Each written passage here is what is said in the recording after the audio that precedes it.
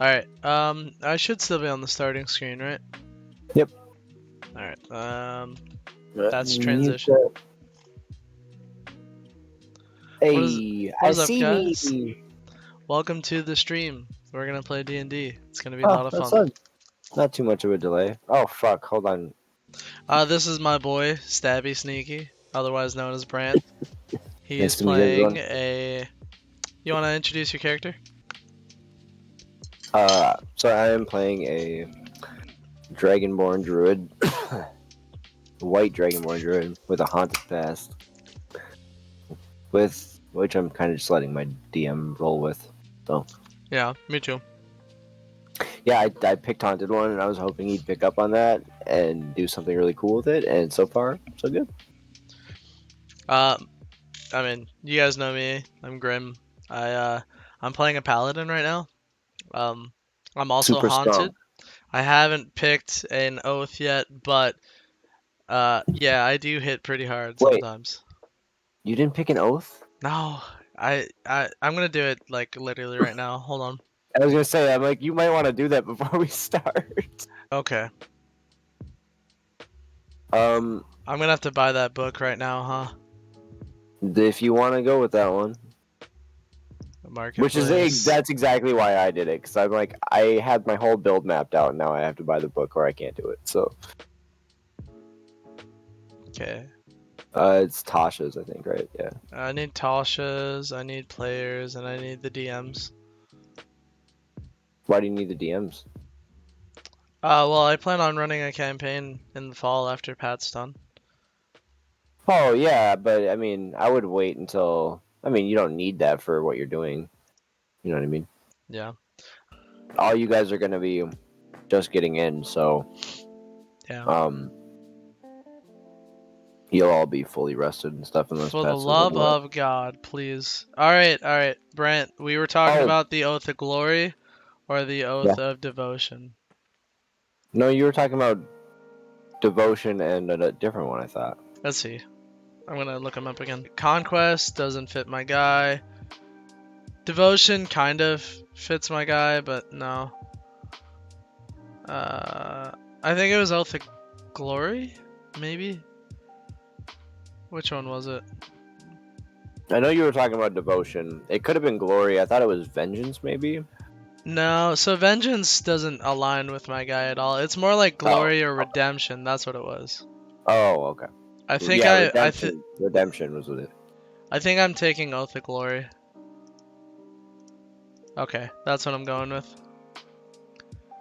Here, Anthony, I'm gonna send you a screenshot.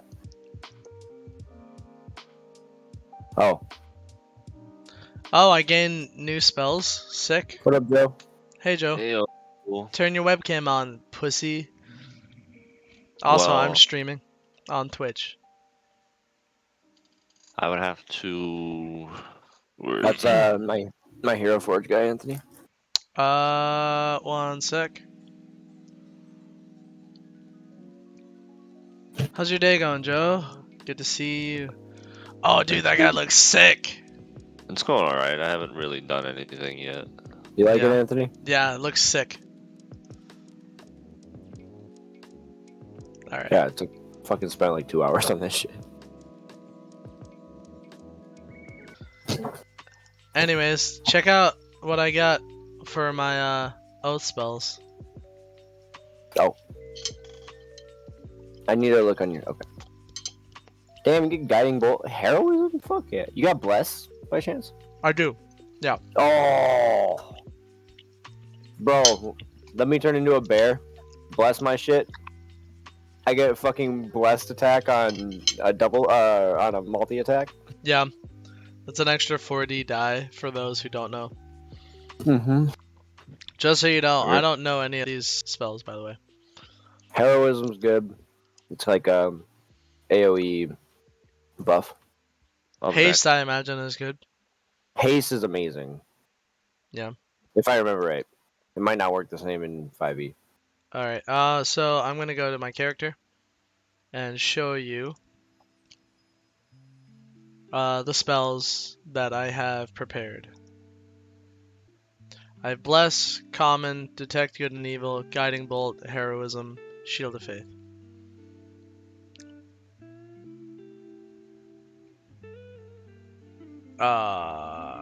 What does Guiding Bolt do? Let's see. There's gonna be a lot of reading in the stream because I am hella noob. Just so you guys know. Appreciate your patience. Oh, Wait. okay. Wait, do I have 3 spell slots now? I do! That means more smite! Hello. Yo, welcome, Pat. What up, Matt? Pat, if you want to introduce yourself, this is our lovely DM, our guiding savior. Guys, sorry I'm late. We apologize. Life happens on occasion. I'm Patrick. I've been dungeon mastering with SneakyStabby, aka Brandt, for probably 14 or so years, maybe more. 14, 15 years, yeah. And yeah, it's something that we love to do. Big fat nerds. So, what do you guys? Did you guys read the intro? Yes. Anthony. Yep. Okay. Yeah, I did. Joe, did you finish reading? So obviously, there's a lot to learn with D&D, but Joe and Anthony, do you guys know what metagaming is? Do you know what metagaming? Yes, I do. Do you know what metagaming is, Joe? No.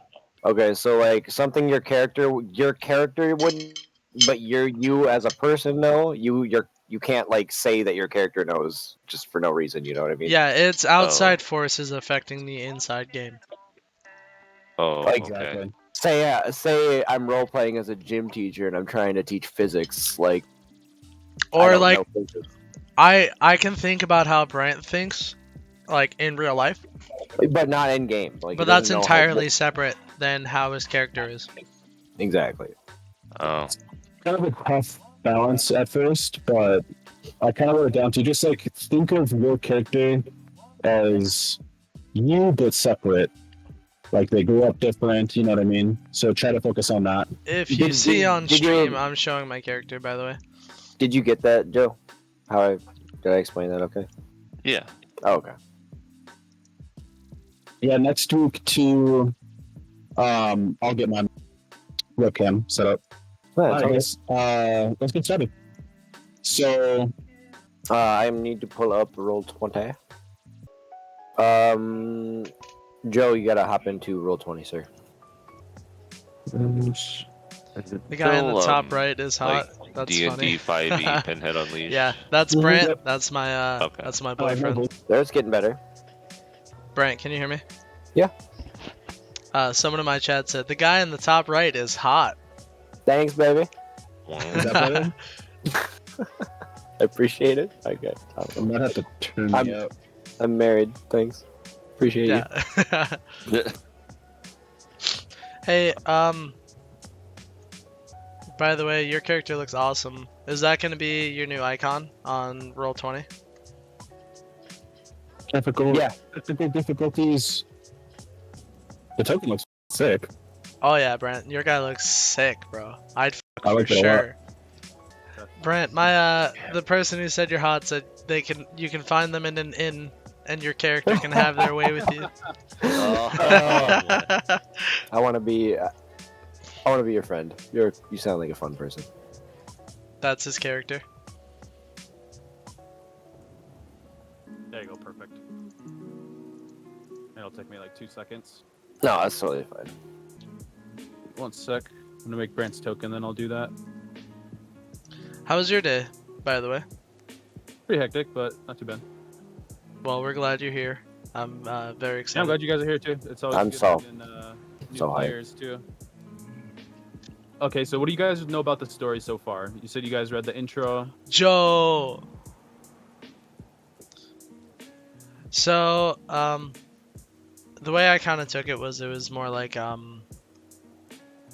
it was cool because they're like breaking the laws of science, you know, breaking the laws of magic by doing like practical science and physics, and then it seemed like the world kind of like rejected that, and then like the characters like all died, and then we woke up in another setting, to put it plainly. Yeah, that's the best way to put it, actually. And it also seems like you mentioned something about a plague. Is that kind of like a subplot? As far as the plague, it was starting to appear before the quote-unquote apocalypse. Let's see. I'm gonna drag you guys over into a map real quick. Yeah. So, I mean, Pat, if you want, like, for streaming purposes, you can introduce the story a little bit better than I can. All right, so let me take some time to read then. So we're gonna get into I'm gonna set up some music and such. Okay, so I'm gonna introduce the story for people watching.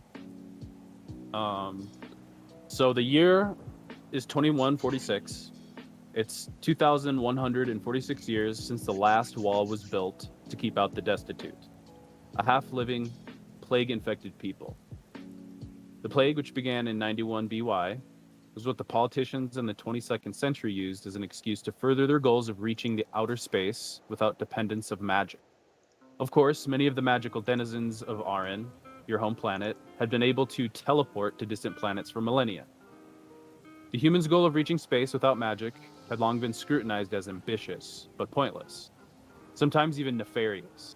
Yet, as the world's education became free and consumer technology gave rise to advantages not previously ever known to the peasant class, more and more humans reached for the stars.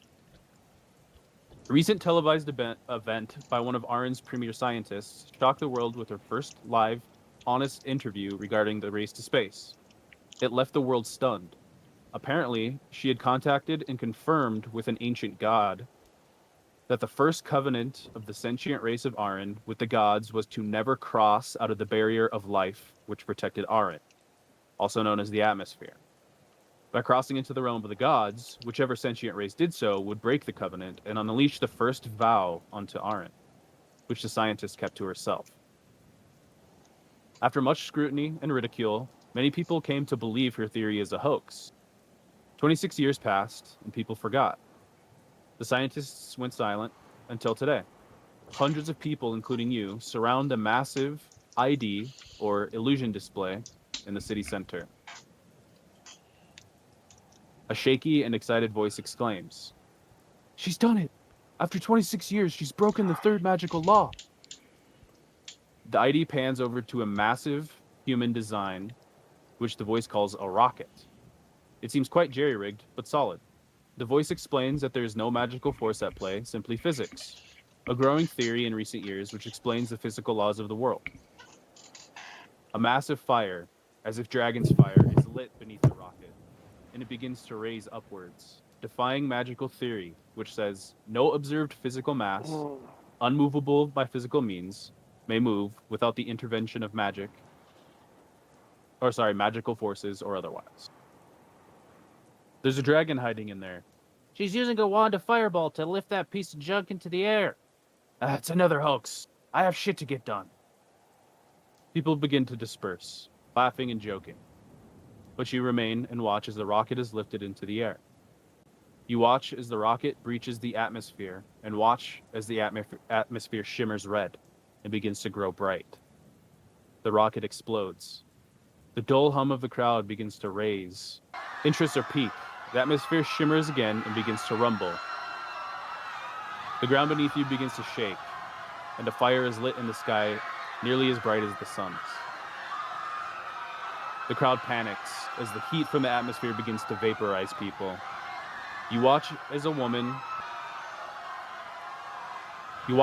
desperately reaches towards her love, but she pulls the skin from his arm cleanly. Her look of horror is only momentary as she boils within and catches fire. Her love screams in agony. He writhes on the pavement for some time. A group of citizens finds short respite in the nearby fountain, which is dedicated to the gods. Before they are cooked within the boiling waters, their bright pink corpses begin to bloat and pop, filling the fountain with pink gore and pus.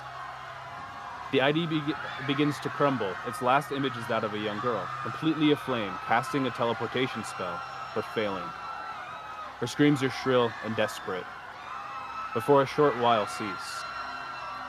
The ID's last flickering images are of her on the ground burning. You feel your insides twist. Your skin is in agony and begins to char. You lose vision as your eyeballs turn into a liquid and sizzle within their sockets. The last moments are excruciating, eternal, yet they come to an end. Darkness.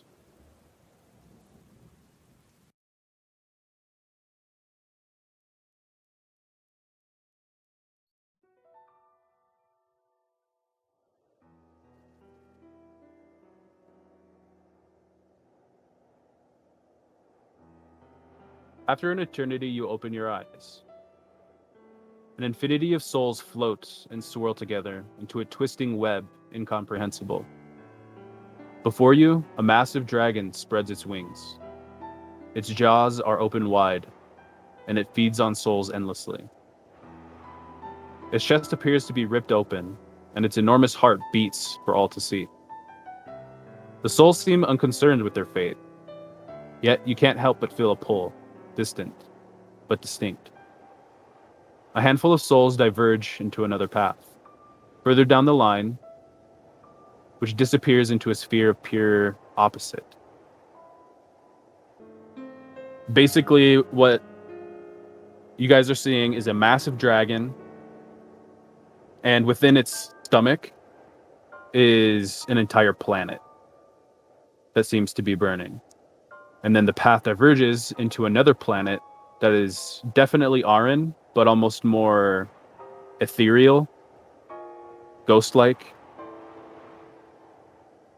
So everyone decided to go into the mouth of the dragon, which the line of the souls kind of go into, and you guys wake up.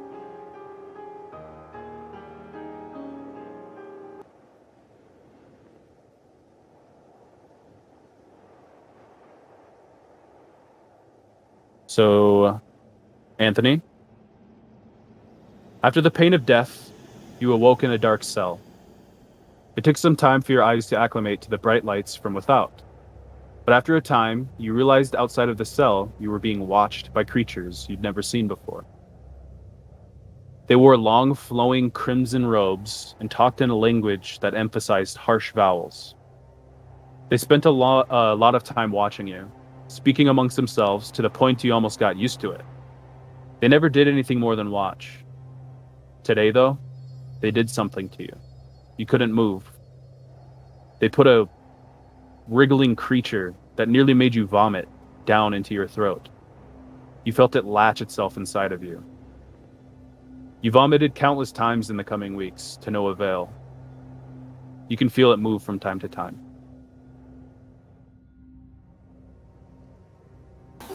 Can I just ask, after of those two options at the dragon or the ethereal plane, which one would you guys have chosen?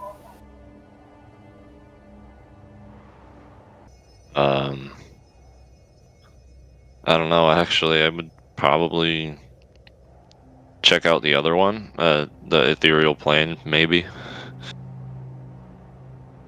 Shit. What about you, Anthony? With the orb of pure opposite, there's a lot that you have to consider in thinking about. I think it'd be interesting, but I think the safer route would be into the mouth of the dragon. If we went with a full party there, the vote would have been 3-2 for the dragon. Yeah.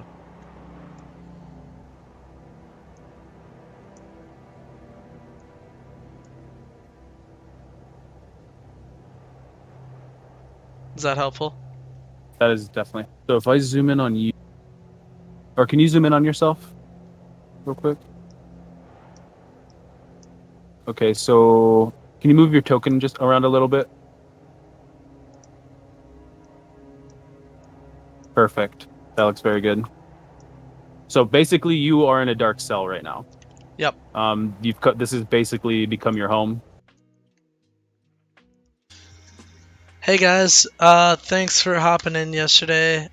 We had a lot of fun playing D&D in our session 1. It was a lot of fun. Hope you guys enjoyed it too. We'll see you in the next video. That's only part 1. That's the prologue. Silence Grimm, signing out.